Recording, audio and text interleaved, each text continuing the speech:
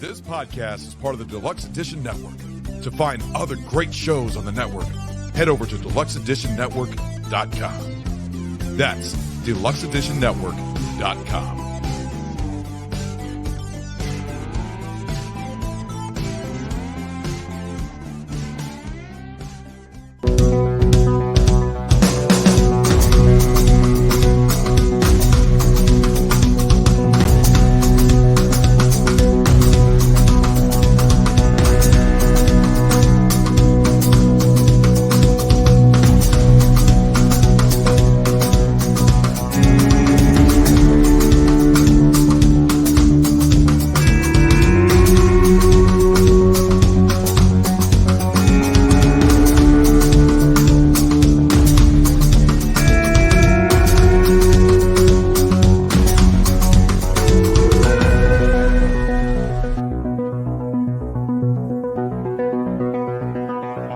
Hello and welcome back to Deluxe Edition. I'm your host, Casey Shearer. Joining me, as always, L. Ray Sexton. What's going on, Casey? Not too much, buddy. How are you? Doing good. Doing good, real good, yeah. We had another great interview with our friend, the Beastmaster, Marc Singer. Yeah, I always like it when you tell him like to his face, like, I like to tell people I was hanging out with the Beastmaster. He'll always be known as the Beastmaster. As much as we try to avoid talking about the Beastmaster, he will always be the Beastmaster. All right, let's get into our little house cleaning, and then we will get into the interview. We are a part of the Deluxe Edition Network. You can find all of the other great shows over at deluxeeditionnetwork.com.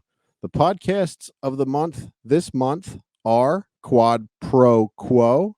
Go check those guys out over at deluxeeditionnetwork.com.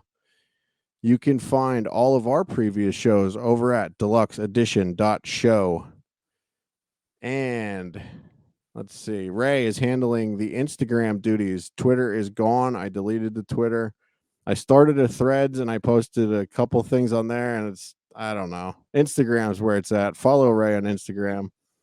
Lots of posts all day. Yeah, it's a good time over there on the Instagram. Yeah, it is. If you want to support the show, you can go to whatamaneuver.net/collection/deluxe-edition. Get a t-shirt. We have Deluxe Edition Network shirts over there as well as Deluxe Edition shirts.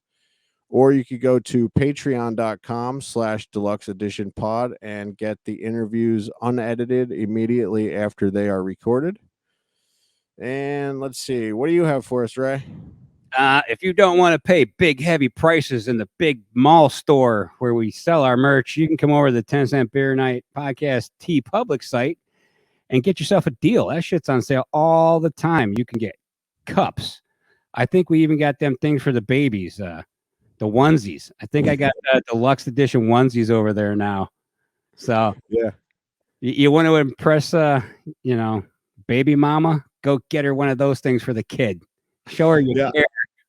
I actually just got a new workout shirt from the bootleg site. I got myself a tank top to work out in, a Deluxe Edition bootleg tank top. Yeah. Is it the one with our faces on it? No, I didn't get that one. I'm not. I saw it though, and I laughed. I chuckled. Yeah, I don't even own that one.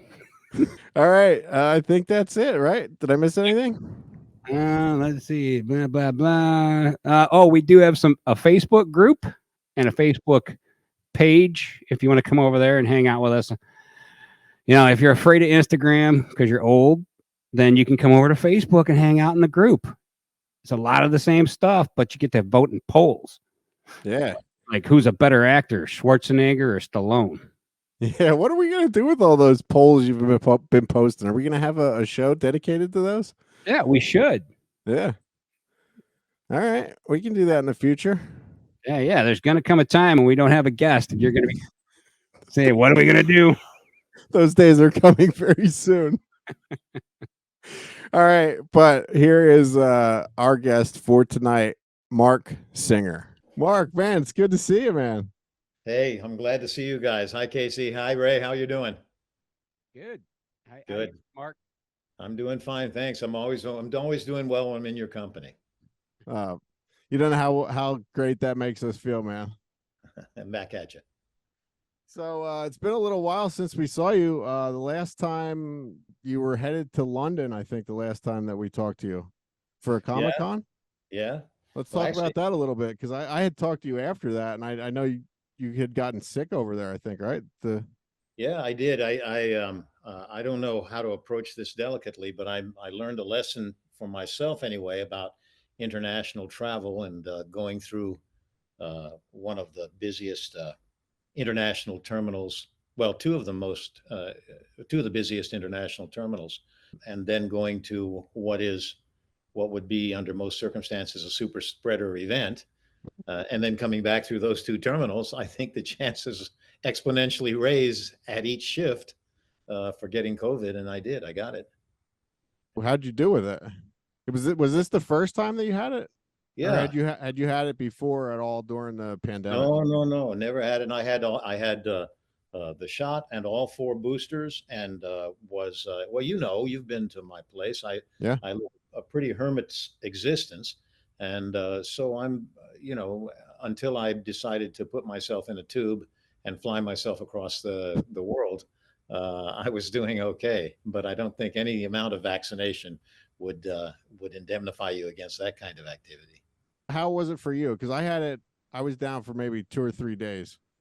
Oh my, well, but yeah, but you're built like a truck. Nothing is going to hurt you. Are you kidding me? I'm an ordinary mortal. It knocked me down for about 3 weeks, and it's just sort of a. I'm a pretty healthy individual, but it's just a nasty feeling disease. It's just sort of makes you feel crummy and filthy and dirty. I don't know how to express it. There's a kind of a taste to it, or there was in my experience, and it lasted for 3 damn long weeks. And then after that, there was just a little sort of residual tiredness for a while, and now I'm back on my pins. Yeah, it does influence your thinking, though. I am thinking very seriously about any of that kind of enclosed public travel that I might avoid in the future. I do it every week, man. Every week I'm on a plane. You're a mountain of a man. We all admire you. Mark, so dude, you're the Beastmaster, man. Come on. Well, I was the influenza master at that moment. I had all the microbes. I was the microbe master. So before we got started here a little bit, you had asked me if I was working out. I hear you're going back into the ring, and God help anybody who has to face you. I've sat across the breakfast table from you. That was scary enough. The rumors are true. Yes, I'm getting back in the ring August 27th here in a couple of weeks. But I want to talk about your like when you were the Beastmaster. We've talked about this before, and the other interviews I've tried to stray away from the Beastmaster as much as I could, but now that I'm trying to get healthy, like looking back at your movies, you were always in such great shape. And like, other than I think maybe the time that I saw you lifting weights in one of the movies, maybe think with Chuck Connors, you were in the gym in that. Like, you seem like the type of guy that never had to go to the gym. Like, you just, I was always more individually athletic than a team sport player. I played a little bit of team sports when I was back in junior high school and stuff like that, but always, swimming and running and the outdoor life was my passion, I guess, my inclination as a personality. But the real toning up of my health came with kung fu, with Hunga Fu Hok Kung Fu at the Seattle Kung Fu Club under Master John Leong. And under a true master like that, you're going to turn into a different person whether you want to or not. And so the good health aspect that I brought to the Beastmaster was the result of that kind of training. You have to be inclined to want it in the first place and put yourself through it. But to me, it's the difference between learning how to execute a sport, not to denigrate any of this, but it's one thing to learn how to play baseball or to learn how to play football or to learn how to be a hockey player or any other thing, soccer, lacrosse, anything you want to say. But that's different than the Eastern and specifically Chinese in this case, and specifically Hung style idea of what physical education represents. And in that case, it's a holistic approach toward your life. It doesn't make anybody. It doesn't confer sainthood on anybody. You still have to work through all the humanity of your own personality with all its flaws and everything else. But it does give you an idea that you can a mechanics, a methodology that you can work with every day. So what kind of training? And by the way, that's a short answer. Well, so like the Kung Fu training, was there any kind of like diets or anything that you were like, what, because come on, man, I need to get healthier for August 27th. Oh, I didn't know. I'm sorry. I was all about me. That's I unusual. need to know the Beastmaster's training technique. It's unusual in my profession to be all about me, but I was there for a moment. Oh, you want some actual advice? Well, all I can tell you is that the harder, the more assiduously you train, the more you yourself will cut out all of the extraneous treats and sweets that you otherwise would indulge in, because there's just not room for it. I mean, you can get your body to the point of such purity. I always like a good cup of morning coffee to get me started, but I couldn't take a drop of cream in it. A drop of cream in the middle of my exercise regime, as dedicated as I was to it in those days, would have felt like I'd eaten a pound of butter. So, I mean, you can get really, really, really clean and spare in your diet and build up the good health aspects of it because you just pay attention to not eating junk. I haven't had any bread in over 3 weeks, which is the worst 3 weeks of my life. Yeah, I don't, that I tell you, I have had at various times in my career, because I have to be on camera. So I get very self-conscious about my physical shape. I have had success with what's called food combining. Do you know what that is? Food combining? No. Oh, it's an old by now system whereby you can eat bread and vegetable matter as much as you want. You can have, vinaigrette kind of salad dressings, and you can have all the vegetable matter you want, and you can have bread, but you can't have any dairy and you can't have any meat. Then you wait until your system has digested or sufficiently digested that vegetable-based matter. And then you can have meat, and you can have even a little bit of cream or, sweeties with it, something like that, because it's the combination in this theory of dietary apportionment. How's that for a sentence? That says you can't combine the proteins with the starches and the vegetables. You have to keep them cleanly separated from one another in your system. And I actually had good results with that when I wanted to kind of trim down and yet retain energy. Yeah, I've been doing it's called intermittent fasting. Have you heard of that? Yes, I have. I'm not a successful faster. And I think intermittent fasting is probably good for those who have a kind of a philosophical goal or an actual physical goal that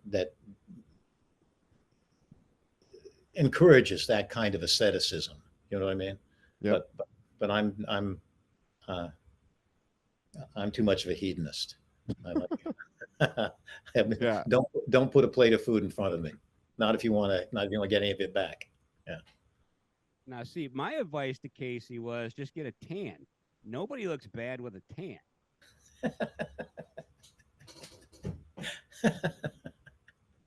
I refuse to comment. I've been shocked and horrified at the beach too many times. Now, Mark, over the career, I mean, you've been over your career, you've always been in pretty decent shape. But have you ever noticed? We had another friend of ours on that. He told us at one point during the filming of something that they were like, I think it was a longer TV series, and they had shot, one half of the TV series first, and then come back later to do the rest of it. And he had gained a little weight.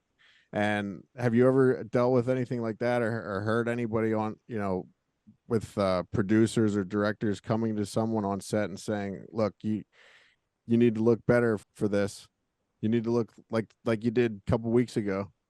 I think I think it's all a matter of it's a business. And you wouldn't go up to your boss, you wouldn't go up to the franchise on a football team, to the quarterback and say, slim down, fatso. You just wouldn't do it. Not if he's winning your games for you, right? You understand? Yeah. You go, oh boy, can I want some more? Can I get you something? Would you like a hot dog? You look a little hungry to me. So I mean, that enters into it. You'd be surprised at the amount of at the amount of sins that creative cinematography and lighting can disguise. If you see one of your favorite celebrities in person sometime, you might be, stunned at their girth that you never realized they were carrying around when you saw them on a weekly basis, or from film. Right. That's like when I won the role to play in that fan film, Jason Voorhees, when I had 2 kills in that fan film, I said to Peter, and we've become friends over the last couple of years too, I said, what if someone would have won that would have been like 5 foot tall, like Jason's a big dude, and they lucked out by getting me because I'm 6'2", 250. He just said, smoke and mirrors, man, we would have made it work. That's exactly right. That's the amount of creative genius that goes into the making of a decently good movie is astonishing. Yeah. You could a well-versed stunt coordinator can make the difference between somebody 7'2" and 5'4", just absolutely disappear. A lot of what I learned, as a matter of fact, about film history, about how to address the camera, and about the hierarchy of filmmaking, and almost all the technical aspects of filmmaking, I learned from a stuntman. That's where I got my training. And he came in the industry as an extra, became then a stuntman, then a stunt coordinator, then a second unit director, then a director, and writer and producer. And so he certainly knew all the tricks of the trade and was very generous in sharing that with me. But that's just one division in the crew of filmmaking. You can get information from a hairdresser or from a makeup artist or somebody that you would think didn't have, you wouldn't expect in the normal course of events to have the kind of information that might smarten up your technique. But they do. It's usually a smarter bunch of people than I've worked with in most of my career. Yeah, we talked to Gary Davis. He was a stunt coordinator. Man, he's so knowledgeable and all that stuff. I mean, it's just amazing the stuff that guy could do. Yeah. All right, I have one last Beastmaster question, and this is something that has been popping up recently since the anniversary. And if you don't want to answer it, you don't have to. I'm gonna ask you it because I feel like I can, because we're friendly, we're friends. That's okay. I've got a boil that's been popping up, as a matter of fact, back over here that you could take a look at later, maybe. Absolutely. So we'll just trade that off. Next time I'm in town, man, I'll take a look. Somebody advised me that more showering would probably take care of that, but I'm not. I'm not willing to give such a radical idea a lot of play. We'll find out.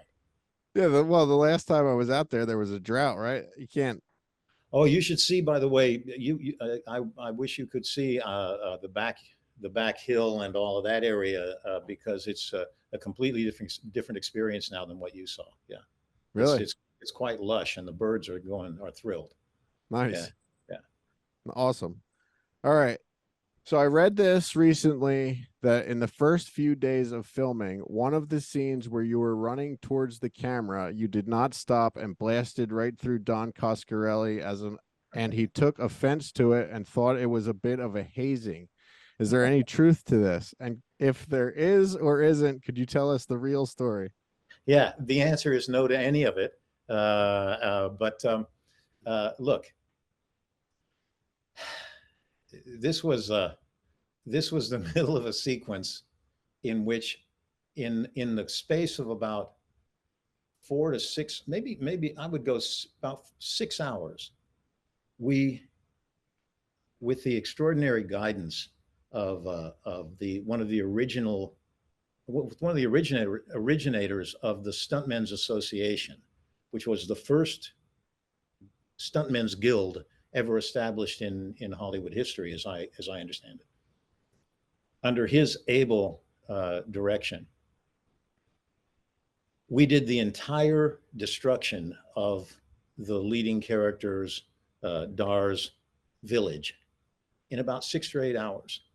And we had the greatest stuntmen from the Stuntmen's Association, the old time cowboy guys who knew how to ride horses and ride down people and trample them underfoot without touching them or hurting them. And to leap from horse to horse and to do horse falls where the horse would raise up and fall back over on you, and where entire a stilt village that was built on telephone poles 30 feet high in the air were crashing down in flames all across the set. We did all of that in 6 hours in the way that a football team might run plays, just one after the other, after the other, after the other. And the cameras were constantly being shifted from side to side and from here to there, and action overlapped. And when they got the idea that I was not only physically fit, but also eager to participate, I was thrown into as much of that as possible. So it is possible that with the adrenaline pumping as it was, that there might have been a combination of overenthusiasm and a target to at the end of a long run when a horse was bearing down on me with, I believe it was the iconic Vince Dedrick swinging a mace and clipping me from behind, that gave me an extra impetus that I could not stop, and ended up with Don and myself in a kind of a tangled embrace, shall we say, on the sward. All of that is in rough and tumble good fun. So I refuse to either take responsibility for it as intentional, nor deny it for just plain good fun. All right. Love it, man. Love it. All right. Let's get into all right. What was it like arm wrestling Chuck Connors? I just watched that High Desert Kill the other day. Arm wrestling Chuck Connors? Yeah, you wrestled Chuck Connors, arm wrestled Chuck Connors. I tell you two things. First of all, he was, I believe he was well into his 70s when we participated together in that. And he was still just iron strong. He was just powerful as he could be. There it is, High Desert Kill.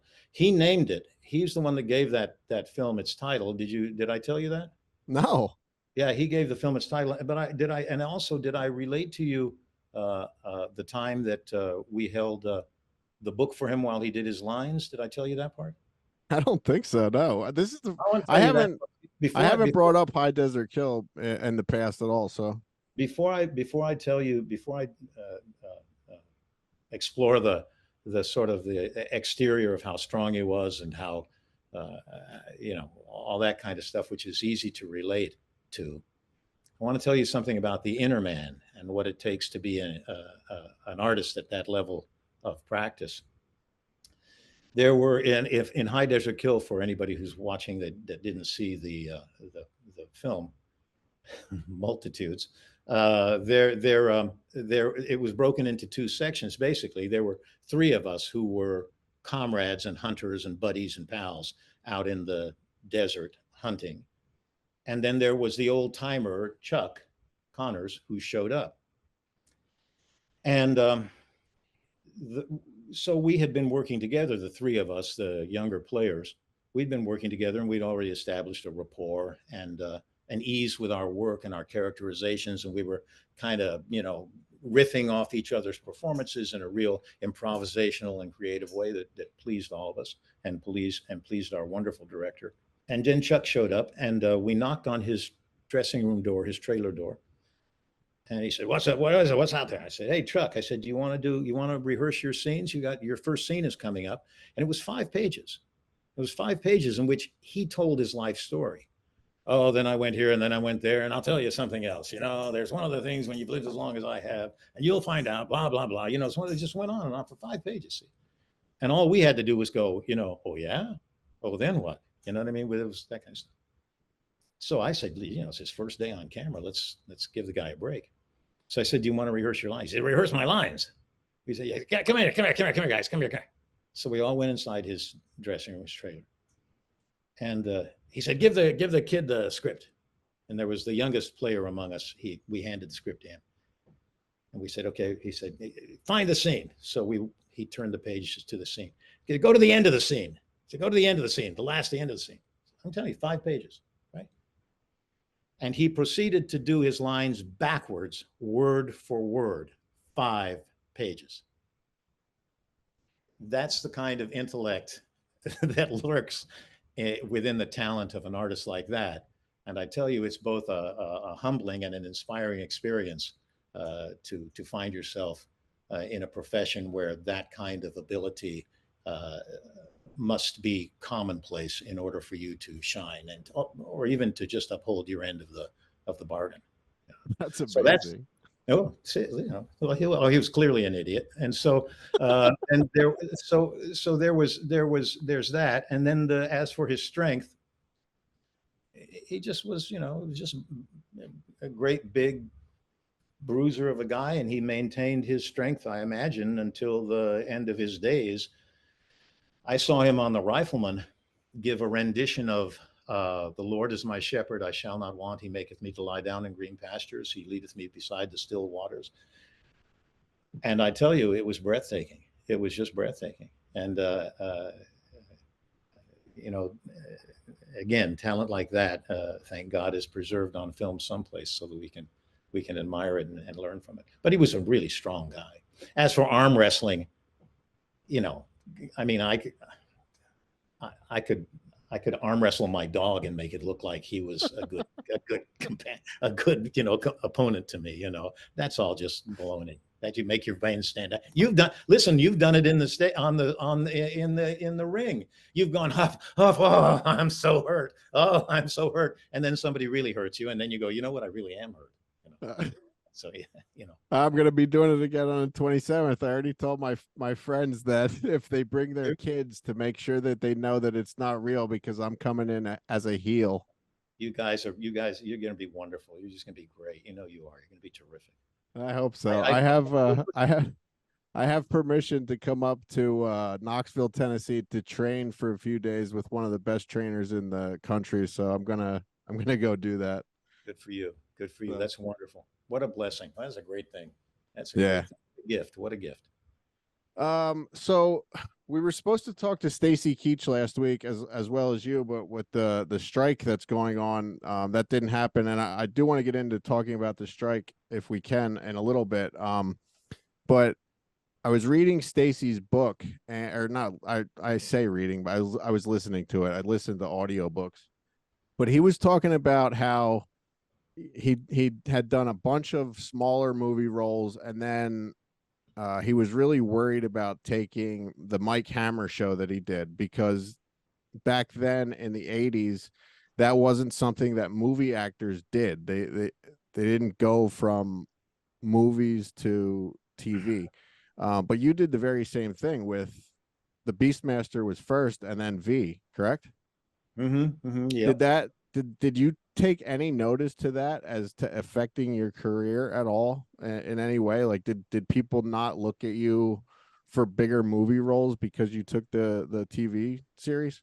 No, that's not a, I don't think that's any kind of barrier anymore. It was in the past.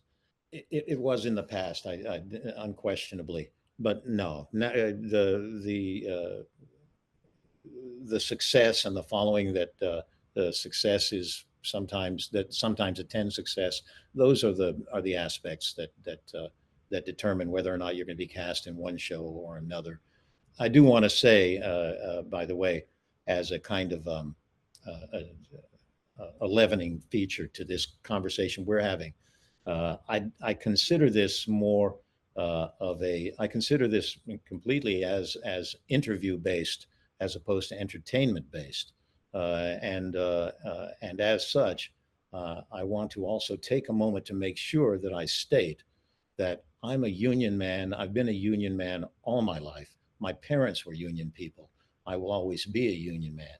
It's the unions that have given us the 5-day work week. It's the unions that have given us child labor laws that protect our children from slavery. It's the union that bought this house that I'm sitting in and pays substantial amounts on my health insurance and the health insurance of millions of people across the nation. And so the unfeeling inequity of compensation and the way it has been terribly mishandled in the years since cable and VCR and now the internet has made its impact upon the industry is unconscionable, and it should be rectified. And I think that what the current mood is, and this is just all of this is just my personal opinion. I speak for nobody but myself. But I think the mood that I sense among the membership, the union membership, is a pox on both your houses. Where has this been all these decades? We need this now. So that's it. We had talked a little bit about the strike last week when we came back from our break. I don't really know what's going on. The only thing that I really know, and I said this last week, is I had heard one thing is that when, like, let's say if you would get signed on to a movie and you sign a contract, that there's somewhere possibly in that contract that they can then use your likeness for the rest of days. Am I anywhere close to that? God help them. That's just such a shocking lack of taste. I can't imagine. But that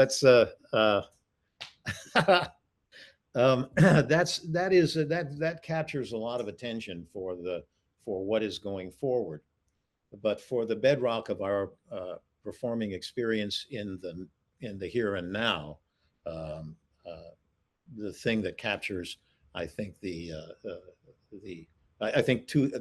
it's one of the two things that captures the most energy and attention. The first being residuals and pay, and the second being, as you say, the advent of AI. Yeah, because I remember I had talked to you about the streaming stuff, like how that works with you. Like there's all these different streaming things. You go on to Tubi or Netflix, wherever you search for Marc Singer, every movie that you've ever been in that is available to people comes up. I had asked you, how that benefits you, and you said we bend over and grab our ankles. And that's basically what. So like you're like the streaming stuff. You don't have a picture of me doing that, do you? No, the streaming stuff. Like we had talked to Scott Schwartz. He was in A Christmas Story. I think he gets that's on at Christmas time every year, 24 hours a day. I think he might make like 25 cents for that day, for the entire day that movie is playing 24 hours. So is that what they're trying to rectify, the residuals and like from the streaming services, things like that? You bet. Oh, you bet. Oh, absolutely. You bet. That's exactly it. my brother came to visit me once years ago, and we were sitting in the other room, and the mail had come, and I waved an envelope, and I said, "This is why I'm an actor. I'm not even working, and they're sending me money." I said, and I opened the letter and took out my check, 11 cents. Look at that. There you go. See that? And that's shockingly distressing.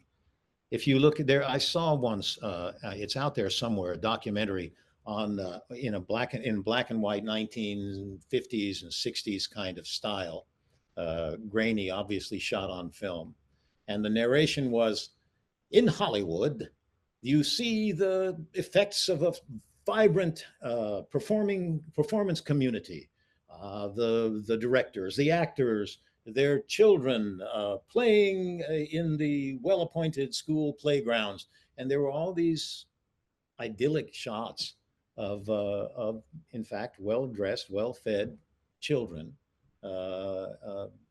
playing in in the cleanly in the freshly mown on the freshly mown lawns of great playing fields, and so forth and so forth and so forth. And the narration said, this is all made possible by the adequate, I forget how they phrased it, remuneration for their talents that they receive, that their parents receive, blah blah blah blah blah blah blah.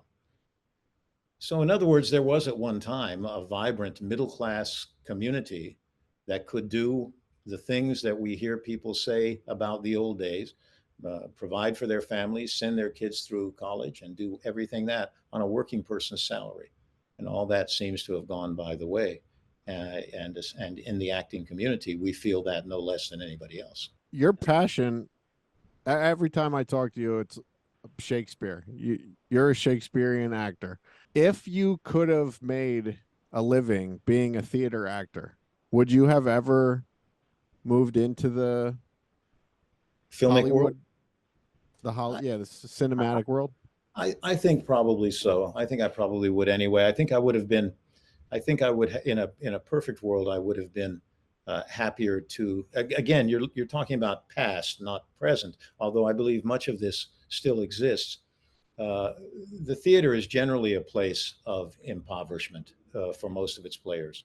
And the wearing away that the theatrical life imposes on the body and the mind and the soul is hard to sustain. You only get one shot at it. You get 3 or 4 weeks of rehearsal, and however everybody comes together is what the result is. You can't re-edit it. You can't go shoot another scene. You can't fix anything that needs fixing. Whatever you've got, that's what it is.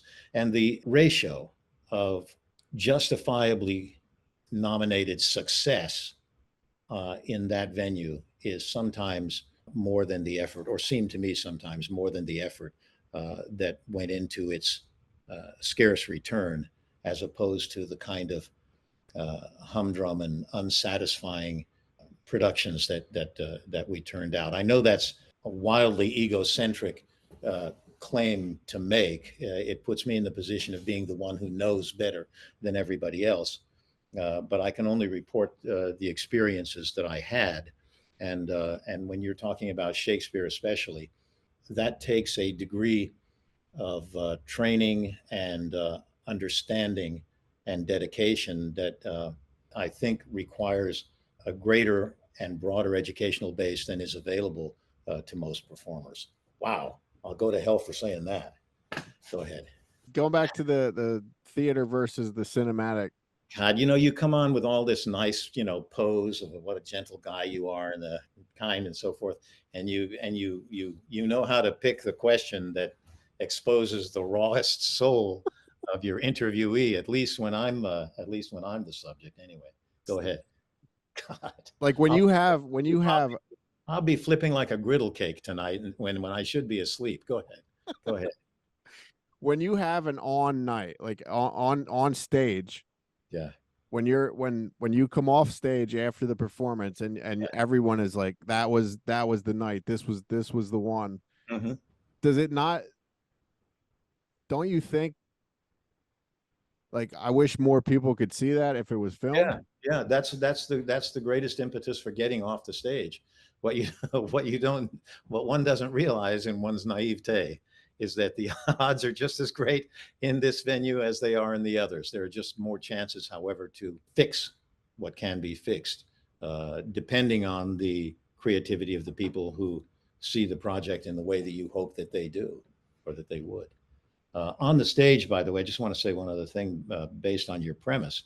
In a good production on stage, every night is the night. Every night is yes. Every night is that. And not only is every night yes, but in every good production, every night should be better than the last. So that the opening night is wonderful, but the closing night sets the world on fire. And that's the standard of good acting and good and a good company doing the right kind of work. Yeah. So to me, it's not that you do a play where one night is really the great night, and if you could just remember Wednesday, April the 23rd, it's every night is better than the night before, and we just go out there and kill them, and that's the bottom line. You know, it's the same in the ring. In the ring, you go out and you say to yourself, I've got the right troupe, I've got the right role, I've got the right people around me playing the right roles themselves. We're going to get out there and we're going to murder these people. They're going to go nuts. And that was 20 years ago, Mark. You realize the last time I wrestled was 21 years ago. You're going to do great. You listen, a standard is a standard. You know what I mean? It's just like riding a bike, right? Yeah, it's you don't have a choice. It's an imperative. All you have to do is meet you to know that. If anybody's seeing this interview or any other interview that you've ever you or Ray has ever led, if they can't tell that, then they're just not paying attention. Yeah. Yeah. Thank you, man. It's just like riding a bike, Casey, except now it's going to feel a lot smaller. And it's going to hurt a lot more. I don't know. I think you're going to be exhilarated by the whole thing. I'm already excited for you. Yeah, and it'll be on. I already told Ray it'll be on video, so we'll come on here and do we'll talk about it and all that after it's all done. Yeah. All right, so let's talk a little Shakespeare here. So I have a bunch of these fan questions, but I wish I didn't write their names down as to where they came from. What do you think is the most common general mistake people make when acting a character during Shakespeare? Because we've talked about this before. You're writing a book on how to act Shakespeare. I've written that. I'm working on different aspects of it. I'm working on an essay about how correctly to play Lady Macbeth. I played Macbeth myself about 5 years ago, 2018, 19, something like that. Boy, time passes quickly. The most common, I'm sorry, I got to get up and act this one out. Because it's acting. That's what it is. It's acting. You can't describe pro wrestling. You have to show pro wrestling. Pro wrestling has to speak for itself. And that's something that all the scholarship in the world can't do for pro wrestling. It's just like all the scholarship in the world can't do that for acting. Acting has to do it for itself. Acting is the point of what we're doing. Pro wrestling is the point of getting all the lights and the ring set up and selling the tickets and getting all the production and the other players together and all that sort of stuff. The point is when you're in the ring. That's what it's about. And that's what acting's about. So I would say the thing that the first marker that tells you you're off on the wrong foot and in a company that's in the wrong foot is when people do that kind of declamatory acting wherein they move and speak like crazy people, where they go like this, where they say, well, it's Shakespeare, so it's got to be, let me see if I can think of some lines here just for a second. If you're catching me flat-footed. Okay, this is Ulysses talking in Troilus and Cressida about how rank, military rank, social degree has to be observed. And if we don't observe the social rankings and respect the social positions of each of us that things fall apart. So he says, in other words, he says, when degree is shaked, which is the ladder to all high design, the enterprise is sick. How could communities, degrees in schools, brotherhoods in cities, peaceful commerce from dividable shores, the primogenitive in due of birth, crowns, royals, scepters, obtain, except by degree? Take but degree away, untune that string, and everything meets in mere repugnancy, right? So he says that, see? Well, that sounds like a guy actually talking. Did you understand any of that? Yeah, everything goes to shit if we don't follow what we're supposed to do. What's simpler than that? Shakespeare just has a better vocabulary and can say it in a way that rivets itself to your brain, right? Okay, so when you're in a company that's doing this, each thing meets in mere repugnancy. The bounded waters should lift their bosoms higher than their shores and make a sop of all this solid globe. When you're in a company where people are saying that, you have to say to yourself, if somebody talked to me like that in my house, I'd call an ambulance. I'd say, what is going on here? You know? And so what you want to avoid is that mistake first and foremost. And you want to really do as close as you can. You want to speak like a regular human being. To be or not to be, that is a question. Whether 'tis noble in the mind to suffer the slings and arrows of outrageous fortune, or to take arms against the sea of troubles, and by opposing end them to die, to sleep, no more. And by a sleep to say we in the heartache and the thousand natural shocks that flesh is heir to, 'tis a consummation devoutly to be wished, to die, to sleep,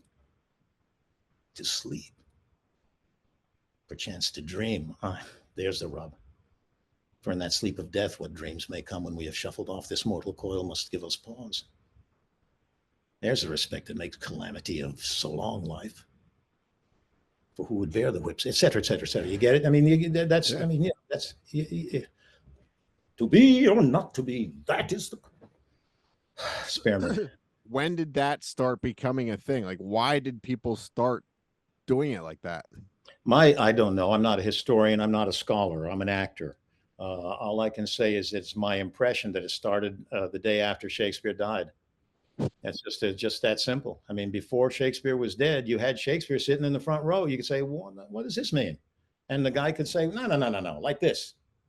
And he could tell you what it was. That doesn't mean that. It means this.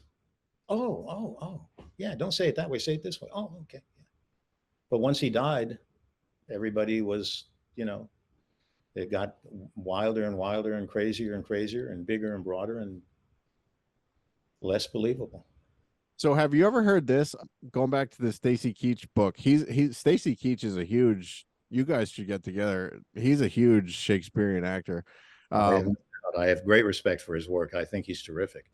But he talked about, and he completely doesn't believe it at all. And I had never heard this before, and I haven't really looked into it much on my own. But have you ever heard that people think that Shakespeare might have been more than one person? Have you ever heard that? Yeah. Of course. I've heard every. I've always listen. It has to be one person. It's all one person's thoughts. It's all one person's cogitations. It's his brilliance that is as startling as Einstein's. Do you ever think that Einstein, with that incredible theory, do you think it could have been a bunch of people? No, it's one guy. It's Einstein. He's the guy who put all that together. And how about Tobias? How about Tobias Smollett? This book is printed in 1797. It still has those. It's falling apart. It has those S's in it that look like F's, right? And when you read this, it's like a time machine. You're like there. You're like in 1797. You're like, oh my God, look at this. And it kind of ruins you for texts in modern print. They just sort of look flat after you read something like that. No, Shakespeare was obviously one guy. There's just no question about that. And I resist to the point of resentment, which is what all Shakespeareans do in one way or another. That makes me no different. But I resist to the point of resentment, the idea that anybody else but Shakespeare wrote Shakespeare. That's to rob his memory of its greatness. And there are too many markers in there that talk about the personality. And there's too many historical references that clearly indicate that he was the guy that wrote these plays. I'm a conspiracy guy, man, so I had to bring it up. Which I guess Shakespeare play does not get as much credit as it deserves? Troilus and Cressida. Troilus and Cressida is a great play. Oh, see, you would be perfect in the cast of Troilus and Cressida, because Troilus and Cressida demands giants to play it. They're giants in stature, giants in intellect, giants in spirit.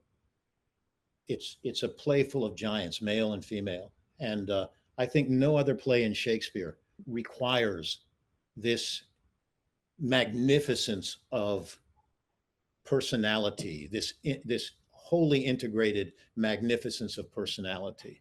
That's what sets the wrestling ring on fire. And Shakespeare does it in Troilus, and he does it in every play, but he does it in Troilus and Cressida across the board. It's his most complex, erudite, and yet eminently understandable writing. Eminently understandable writing, and it is it's just an amazing play, and anybody who lives through the experience of Achilles murdering Hector at the end will be scarred for life. It's a wonderful movie. It's a wonderful play. And why do you think that it doesn't get the attention that it deserves? It's too hard. Nobody understands it. The basic idea, the basic injury to Shakespeare, which has been capitalized and multiplied through the industries, is through the ages. Excuse me, is just ignorance.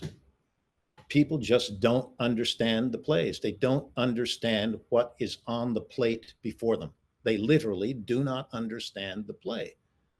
They don't understand The Merchant of Venice. They don't understand Othello. I'm talking in the broad scope of things. I'm not talking about everybody doesn't understand it, but the majority of people in the profession don't understand the point of Othello, don't understand the point of The Merchant of Venice, don't understand Troilus and Cressida, don't understand. They just plain Macbeth.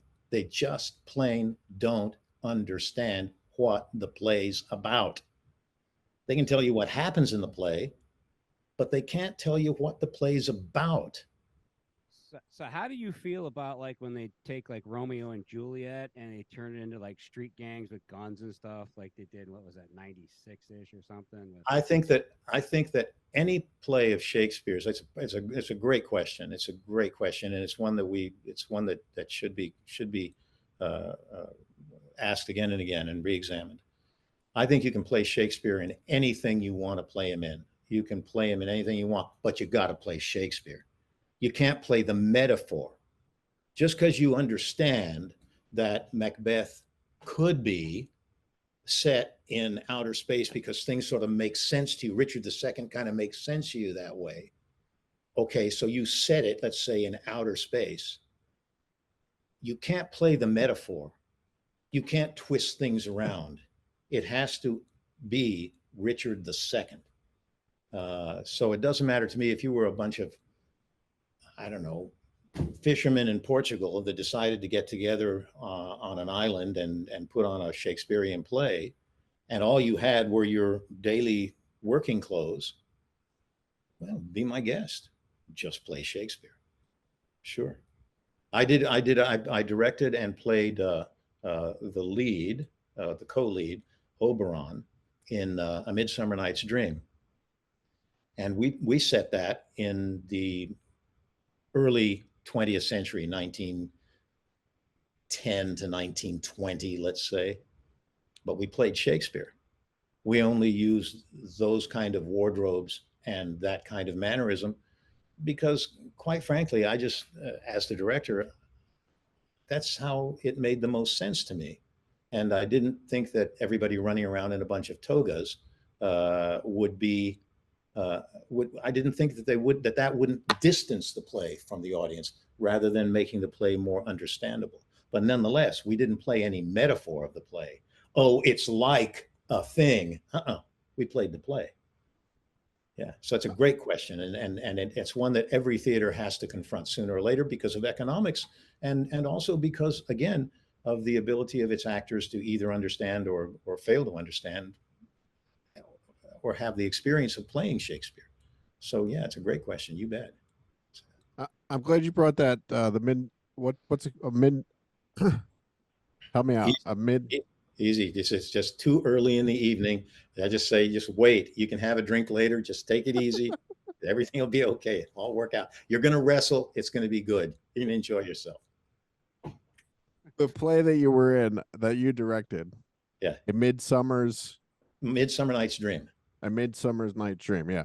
Yeah. So I'm glad you brought that up because I had recently read a review about that, and it ties into exactly what we're talking about. The reviewer wrote that you played it, I guess that you played it the way that you feel that the play, that like kind of the way that you were just explaining to us. They didn't see it the way that they were always taught to see it before. Absolutely. So they saw it a different way, the way that you did it. So how do you explain? Excuse me, not just the way I did it, the way Shakespeare intended. Right, the way that it should be. So how do you explain to people then that, look, this is the way that it's supposed to be? Well, you have to have a public forum, and you have to persuade people no less than Einstein had to persuade people that he had a theorem that they better pay attention to. It's distressing in the extreme to see the degradation of the world's greatest playwright and arguably its most influential, the most influential sectarian figure in all of history. The way we dress, the way we speak to each other right now, all of the things we say and do, and the mannerisms that we recognize as our general humanity throughout the globe, the fact that most people wear suits, English suits with ties and the jacket, and the ladies in the form of the gowns and dresses that they wear when they wear those, that all comes from Shakespeare. Even the way we speak, the way we recognize our psychologies, the way we express our personal psyches, that's all from Shakespeare. He codified all that. That guy codified that in 37 plays. So, I mean, to see that eroded and this erosion perpetuated is very distressing. Oberon, who is the co-lead with his wife Titania in A Midsummer Night's Dream, is usually played as a kind of a robust kind of late 40-ish, early 50-ish kind of guy, you know, big old Errol Flynn older guy, you see, and his wife is this fairy princess who's running around doing this. The story is about the passage of time. The story is about yielding up to the younger generations. Oberon is old, and his wife wants to stay young. She won't give up the changeling child, and she herself won't change into the old lady that she's going to be if she just says, okay. And he's old already, and he's irascible, and he can't get her to understand. Ill met by moonlight, proud Titania. You know, he's old. And at the end of the play, they help each other off the stage. He's not some guy. Otherwise, the play makes no sense. In the play, they say quite clearly, the moon is stuck up in the sky. It won't change. The seasons won't change. Nothing will change. Why won't it change? Because she, who's the queen of the fairies, won't give up her place. We all have to give up our place. If we don't, nothing will change. There will be no room for the succeeding generations. It's a very moving and extremely funny play. Other than writing the book, how to act Shakespeare, which hopefully will get out soon. That have you ever considered, or putting yourself out there and trying to get a gig to teach Shakespeare anywhere? I haven't. I did, in fact, at a small theater here close to the house where we visited, you and I, close to the, and where I hope one day, Ray, you and I might share a quaff or two. There was a little theater that I got associated with, and for which I wrote a couple of plays. I even sent you a copy of one of the plays, Casey, and I did teach a Shakespeare symposium there for probably about 6 months or so, and it was very successful, and I was very gratified by it. But then I had to cut it off to go do the directing and the playing of A Midsummer Night's Dream. Shakespeareans of every stripe are characterized. They share a characteristic in common. And they maybe share it with everybody on earth who's ever even heard the name of Shakespeare. Everybody believes that they own Shakespeare. Everybody believes they own. There's a neighbor of mine, lives 2 doors up, Case. He knows nothing about Shakespeare, admits that he knows nothing about Shakespeare. You know what he argued with me once about? Shakespeare. You got it.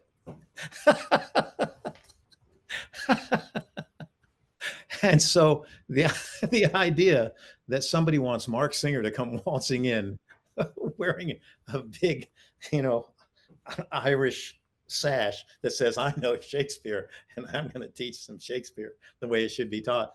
That's, dream on, so.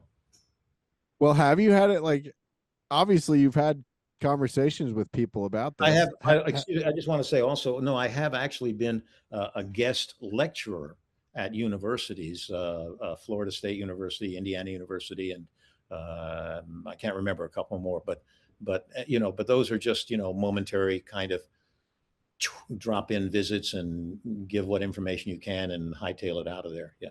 Sure. Have you had any other, Shakespeareans give you pushback on this, that this isn't the way it should be? There are two, the Shakespearean, geez, I don't know who would be interested in this conversation. I'm fascinated by it. I'm willing to go as long as it'll go, but the application of the approach to Shakespeare, the approach to Shakespeare is divided into 2 main sections: scholarship and performance. Okay. Performers are notoriously bad researchers. Sorry to say it. It's a lazy profession, generally speaking. It's a willful, lazy, hardworking, because the demands are just nerve-wracking and hardworking, but generally intellectually lazy profession. Scholarship, on the other hand, is dedicated, hardworking, singular in its focus, intense in its dedication, but it's not actors. And so it's like what we were talking about at the beginning of this conversation. Nobody can understand wrestling who doesn't get in that ring, because that's what wrestling is. And nobody can understand acting who doesn't get on the stage and do it professionally, where dollars change hands and people have expectations. Nobody understands it like actors. Unfortunately, actors themselves, in the main, don't understand it. So it's a matter of education. It's just a matter of education. And the thing that's so extraordinarily frustrating about it, Silver Linings Playbook. The thing that's so extraordinarily frustrating about it is that the players, if they understand, and production companies, if they understood him correctly and performed him correctly, could set the world on fire. And yet they are bluntly intimidated or blinkeredly not seeing, unheeding, you know. Yeah. Well, actors, I'm not man. making, I'm not making any friends. Go ahead. No, you talking about actors being a lazy profession. It's not. That's not at all, because I mean, I had the month off. We didn't do the Excuse me. I modified that to say intellectually lazy. okay. Yeah, because It's not. watching like some It's not a profession for sissies. no, like watching some of the stuff that you've done, and we just binge watched The Terminal List with Chris Pratt. He was a Navy SEAL in that. I mean, some of the stuff that actors go through to get the scenes and shots that they need to film, or it's some of the stuff is pretty intense, and it's hard work. I mean, I was only on a set for one day ever in the Jason costume, and my thing was I had to go like this, throw an axe at a dude, and then they panned the camera across, and then I had to go over and I had to yank the axe out of his head. Well, the axe really wasn't in his head. A person was laying on the floor holding the axe against his head, and then I had to act like I was pulling it out of his head, and like it took 6-7 shots, and like the guy finally comes to me and he's like, haven't you ever pulled a fucking axe out of a stump of wood? I was like, yeah, in real life I've never acted before. Like, I've never had to do it fake before. Well, it's not easy. no, it's that's what I said. I don't by any means mean to impugn the integrity of actors, except I will say, when it comes to Shakespeare, who is the root of all acting, all modern acting, uh, and this is the information is available, and there must be. I can't be the only guy who understands what I understand. I'm not making that ridiculous claim. Uh, it astonishes me. It astonishes me. I mean, if you were going to if you were going to be a boxer, if you're going to be a professional boxer, for example, are you in the ring? You're going to make every effort to research the history of your profession, and the and try to know everything you can know about what its purpose is, what its value is, and where that value lies. Otherwise, what are we but performing seals, right? We're not. Yeah. We're there for a purpose. We have a message, and you work with people sometimes who don't have a message, or whose message is, for want of a better phrase, not as high-minded as you wish that it would be. And I think this is, unfortunately, the actors, I think, are so poorly trained. This has to do more with their training than it does with them, that they don't realize that there's another level to it. It's really like that in any field, honestly. Like, I'm a roofer, it's like going back 15-20 years ago. I remember, and they used to call my boss the Nazi, and they called me Nazi Junior. I used to scream at these guys because I wanted the job done right, and they just weren't performing the job correctly. And it's like, look, just do it right. You know what I mean? This is the way that it's supposed to be done. I don't understand why you just can't get it right. Yeah. See, and again, it has to do with training. It starts with training. Right. They're already on the job. So what are you going to tell them? They're going to say, you can't tell me. I'm on the job. Right. I'm doing it, How do you feel about celebrities like Lizzo, who go on a show like The Mandalorian, and she was not very good at that. She's not an actor. Like, how does that make other actors feel when you see somebody do something like that? And you're like, yeah, that's one, is I don't think it's fair to her, and two, I don't think it's good for the show. I don't, I'm a little protected in my answer, in the fact that I got distracted and reached for something just as you were naming somebody by name, and so I can't make any personal judgments about anybody doing anything. I can only tell you that there's, you know, there's room for everybody. God bless them. You know, that's all I can tell you about that. And that that the responsibility for suiting the person to the need is the job of the producer and the director, and everybody else has to accommodate whatever that need is and has to put their best foot forward. That's life. That's the way we have to do it. I've been in enough shows that that while I was enacting the part, I thought, boy, have they miscast this, and so I'm sympathetic to people who are uh, segregated by people who say that they should or shouldn't be wherever they are. I don't know what more to say about that. I'm very self-conscious about the tenderness of our souls, and I think the older I get and the more I'm exposed to the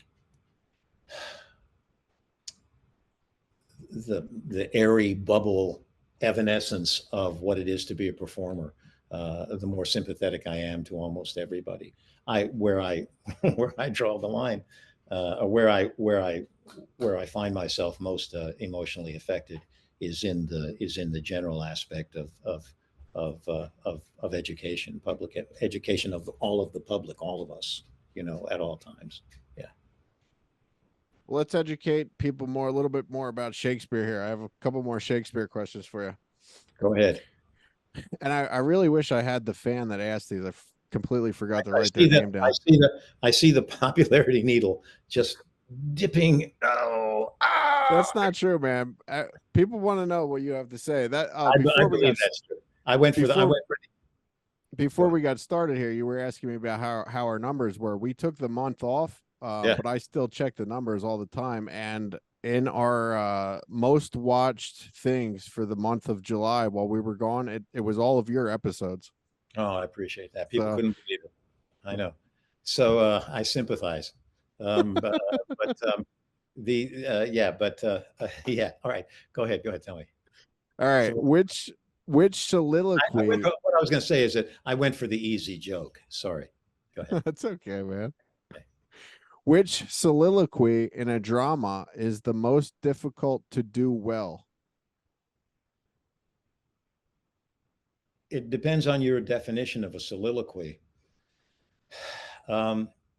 Soliloquies are, generally speaking, easier to perform than the actual speeches within a given scene. Soliloquies. Well, maybe I could stop you first, because maybe you could explain what a soliloquy is. Maybe I could. Okay. All right. Well, a soliloquy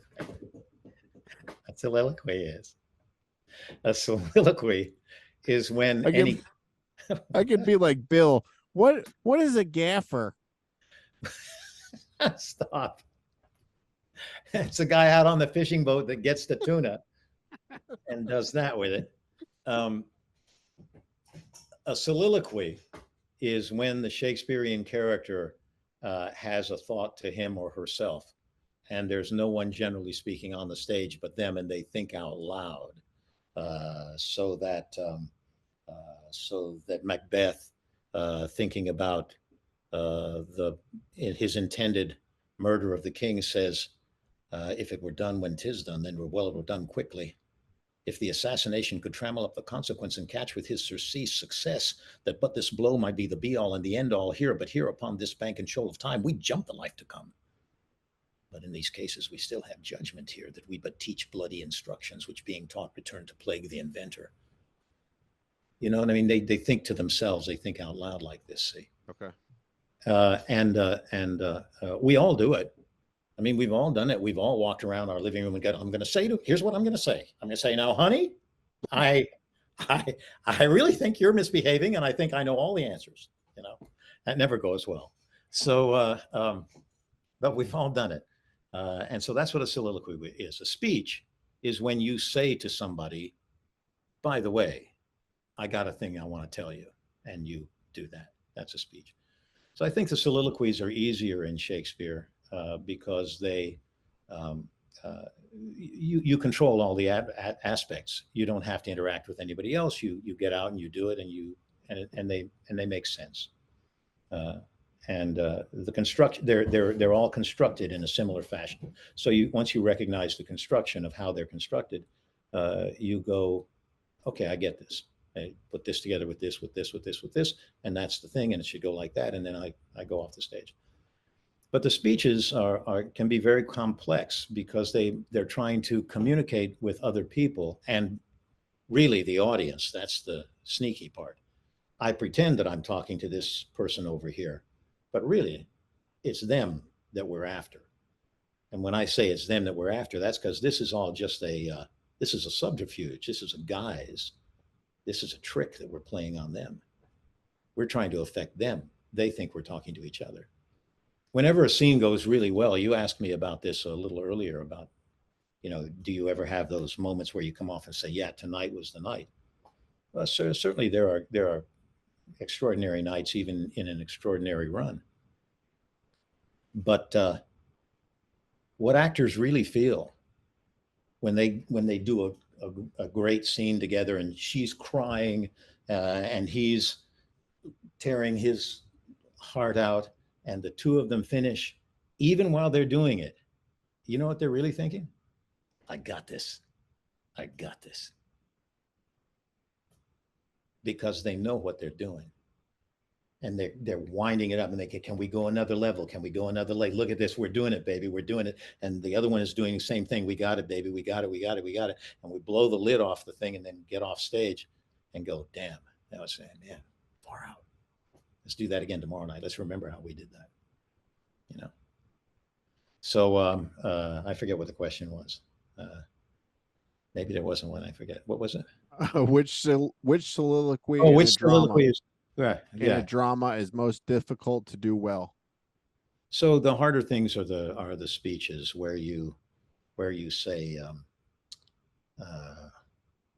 Do soliloquies tend to be shorter than the speeches? No, soliloquies can be very long, isn't it? There's speeches can be longer, soliloquies can be longer. They're generally, just depends on what the structure of the scene is. Like Cassius in Julius Caesar says, I know that virtue to be in you, Brutus, as well as I do know your outward favor. Well, honor is the subject of my story. I cannot tell what you and other men may think, but for my single self, I'd as lief not be, as live to stand in awe of such a thing as I myself. I was born as free as Caesar. So were you. We both have fed as well as he, and we can both endure the winter's cold as well as he. For once, upon a raw and gusty day, the troubled Tiber chafing with her shores, Caesar said to me, darest thou, Cassius, now leap in with me into this angry flood and swim to yonder point? Upon the word accoutred as I was, I plunged in and bade him follow. That's a speech. That's not a soliloquy. And if you'll notice, the more you hear me talk to you and to Ray about Shakespeare and demonstrate him through example, the more you realize that's just good old playwriting. That ain't nothing special about that. That sounded like a guy that I have seen before, or not, or an attitude that hey, knock it off. We're talking Shakespeare. I'll be right. Oh, that's my dog. My dog was on stage with me once. He played the dog. He played the dog. Minkerton played the dog in, and I was I was old Gobbo. I was Lancelot Gobbo. And I came in and said, hey, Minkerton, hey, come here. He played my dog Crab. And I said, I think and we did an entire scene together like that, with him snapping at my heels and chasing me around the stage. Minkerton's a good dog. He stole the show. He was very good. Do you have a couple minutes yet? Do I have what? Do you have a couple minutes yet? Yeah. All right. A couple more Shakespeare here, and then we have 2 Beastmaster questions, and then we'll wrap up. Okay. Which character do you personally have the most affinity for? Ulysses and Troilus and Cressida, bar none. Ulysses and Troilus and Cressida. Although I've reached that age and experience where I could play virtually every male character in Shakespeare, but some of them I've just by age outgrown. You know, I just can't. You don't want to see some doddering old fool playing Romeo. Go ahead.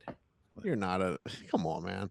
Oh, yeah, I'm not old. So that's Ray, he didn't say I wasn't a doddering old fool, though. See, he said you're not that old.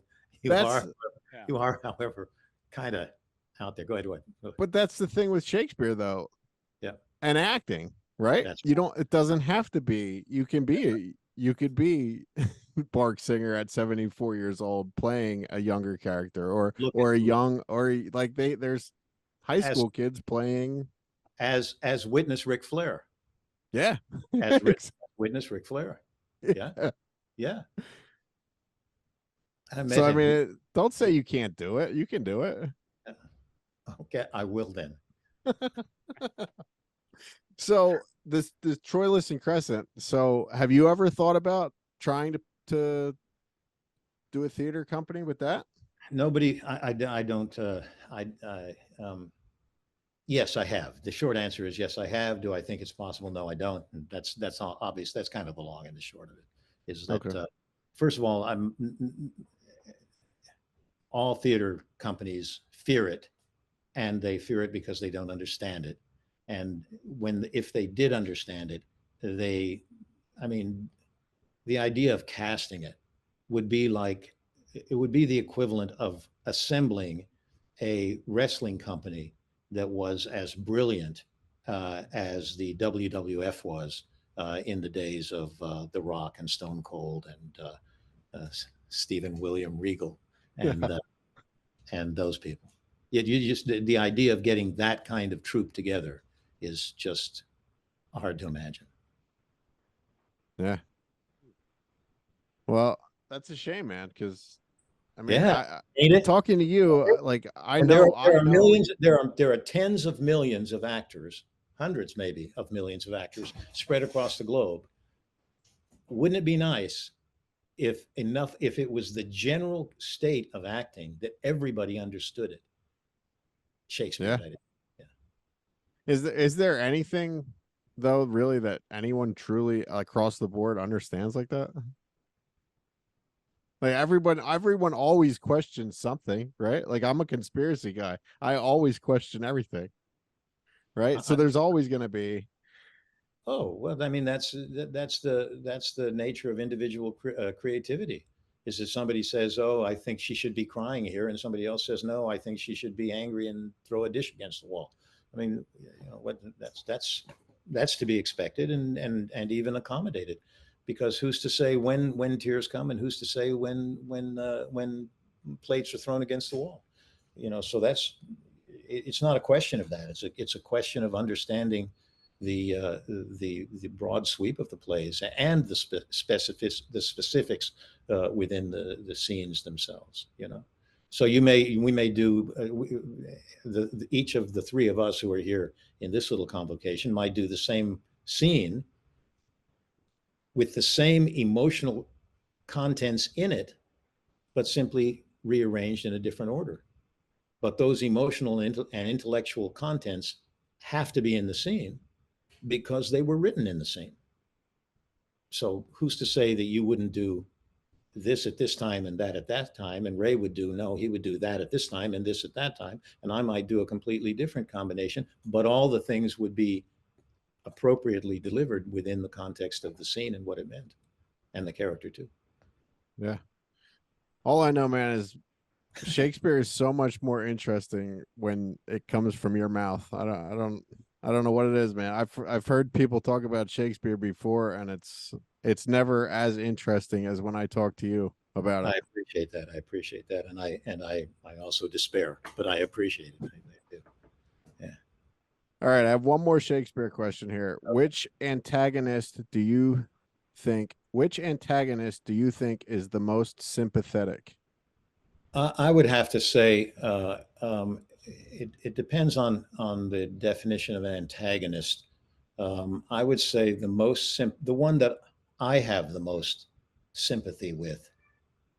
I'm just talking off the top of my head. I'd have to really think about it and go. I mean, the list is enormous of characters in Shakespeare's plays, but I guess it would be Parolles in I'll Go to Hell for Not Being Able to Remember the Title. See, I'm expert in how to parse Shakespeare and how to get it right on the stage. That doesn't mean I can remember which play goes under which title all the time, which is not uncommon. But there's a character named Parolles, and he is a scoundrel, and he's a thoroughgoing scoundrel and an opportunist from the beginning of the play till just about the end of the play when he's discovered.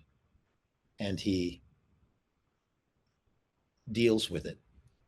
He says, I won't be like this anymore. He says, I'm going to recognize the smallness of myself, and I'm going to not pretend to be other things than what I am, which is just this. And that's that you got to go with a guy who will make an admission like that, because that's the point at which lives turn around. Ray, did I ever tell you the time where Mark made me act with him in his living room? And it was the scariest thing in my life. What did we do? I can't remember. I do remember that we did this. What did we do? Some kind of Shakespeare something, and I was put on the spot and so nervous acting with the Beastmaster. Oh my God! Oh, you don't care. Ray, he does not care if I never sleep again. It's just really is. It just the cruelty of the man. I have a new sympathy and respect for you, Ray, than I've ever had before. So, I appreciate that. Yeah, brother. But yeah, he says you scared him. Although it was the most nerve-wracking thing, I don't think there's not too many other of my friends that can say they acted Shakespeare with the Beastmaster. So,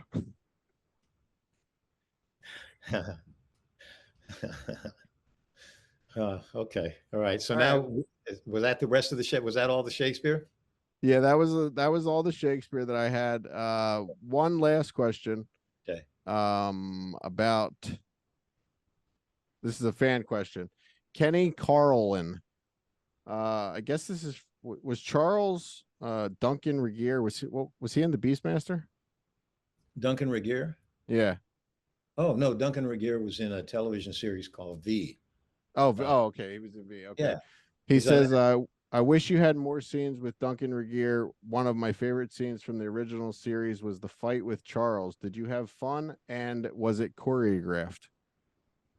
Duncan, you work with so many different people in this industry over the course of years, and your emotional connection with them and your response to them varies, just as it would as it does in all things in life with all the people that you meet. But Duncan's one of my favorite guys to share the stage and share the screen with. He's such a kind-hearted spirit, such a good man, such a gentle and good man. I really enjoyed being with him, and he was unpretentious and just easy to get along with. Here, I've been doing the series for maybe 2 or 3 years by then, 2 or 3 seasons by then. So obviously, I swung myself with great authority about the set, and here he came as a new addition to the cast and the storyline, and man, he was a pleasure to work with. And that particular fight, if it's the one that I'm thinking of, that the person's referring to, that was one in which I took a major hand in the choreography, because by that time the stunt people I think it may have been the last show of the season too, now that I think of it, because the stunt people were very generous at that time in letting me do things. They felt confident that I wouldn't kill myself, but that I could do things that would be characteristic of myself as an actor, and also of the character that I was playing as it had been established. And Duncan Regehr, who at that time I think was probably, as we all are, less versed in the rough and tumble stunt activities, or maybe just the particular kind that we were employing at that time, was just so ready to participate and to go wherever the flow of the action said we should go. Never complained, never said, "Ow, that hurts," just a great guy, and we had a lot of fun. I will tell you one thing about that scene, if it's the one that I'm thinking of, is that I said I wanted to do something, and I think you'd appreciate this as a wrestler, because you guys do things that people say, well, he's just obviously trying to kill himself, and that's all there is to it. And I don't know where that comes from, but goodbye to Casey, because he's out to kill himself, and that's it. So in this one thing, I had them. There was a long counter, there was a long counter that we were fighting along and got up on top of, and so forth and so forth. And he was supposed to be possessed with a more than human strength. And I had them, and I hope you appreciate this. The counter runs like this, with a wall at its end. I had arranged it so, with the cameras sort of in the position that this camera is here, he picked me up and threw me upside down against that wall at about this height. So I cast myself upside down against the wall and came down it on my head and shoulders and neck, right? And the cast and crew and director and producer were horrified, because they were convinced that, like you in your profession, that I was out to kill myself. And but it was a good effect, and it was a lot of fun. But Duncan was great to work with. Yeah. Yeah, look good on camera too, man. Okay, good. That's so funny you say that about the wrestling. Going back to the wrestling again, when I told my friends that I'm doing this August 27th in Albertus, Pennsylvania, if anyone would like to come see me, my one friend texted me back, remember 40 plus, and my other friend sent a GIF of Dolph Lundgren from Rocky 4, I think. And it's just if he dies, he dies. Thanks, guys. You're gonna do great. You're gonna do great. 40 is the peak of that kind of strength. That's you're getting into the stride. You're getting to the stride. You got 10, 15 more years of this. I hope so, man. Easy. I hope so. Can I? I'm being conservative at that. Yeah, you do great. Who owns the rights to the name the Beastmaster? Do we know? I have no idea. Could like if I did, make a good name for myself this first match, maybe I could change my gimmick to the Beast, and you could come out as my manager and be the Beastmaster. I leave that to you and the lawyers. That's I know to stay out of that. Yeah. All right, we do one more segment here on the show, and it's all because of you, Marc Singer. You came up with this segment. Sorry. Go ahead. What is that? Do you remember this day when we were in the park, you and I hanging out, and I was showing you videos of the YouTube channel of a strongman lifting up big stones on a thing, and you were like, I said that this generates the most views for our channel, and you said, what does this have to do with your podcast? And I said, nothing, but it gives us good views. And you said, well, you need to do something that focuses more on your podcast. And you said, give me a few days to come up with it, and I'll get back to you. And this is the bane of the actor's existence, and certainly of every director and every other actor's existence, is that all of us actors say, well, I've got an idea. No, but this you walked away. I watched you actually drive away. Yeah. And then you knocked on my window 3 minutes later, scared the shit out of me, and you were like, I got it. It's called Real Questions. So that's our new segment because of you. Okay. Real Questions. There it's a 30. Right, you have 30 seconds to a minute. Oh, yeah, you got basically 60 seconds to answer the question, Mark. I'll put on my intelligent glasses. Go ahead. All right. There we go. You got your timer there, Casey? Oh yeah. Okay. Do you think that the writer's strike has been affected by how much content there is on things like YouTube that distract people away from it, where they can just watch something else?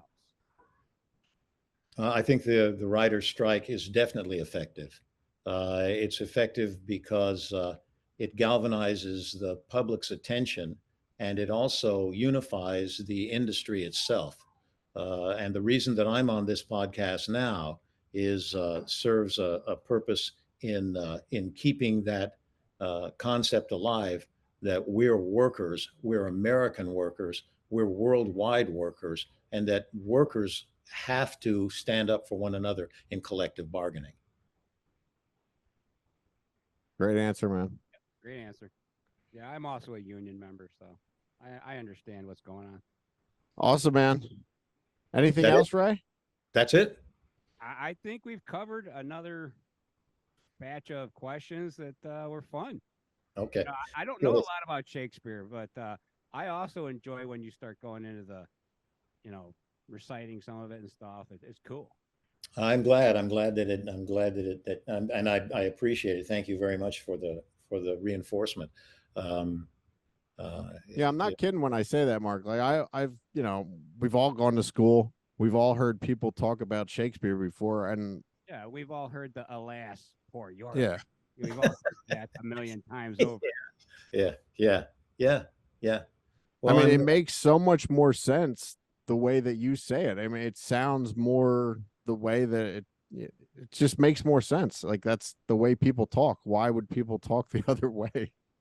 It's all of acting is merely recognizable stereotypes forced through a playwright's mangle. That's all it is. You just have to pick the appropriate stereotype and go with the mangle that the playwright puts it through. Yeah. But it's all of us. It's all of us. It's each one of us. Mark, this has been great, man. Anything else that you want to say?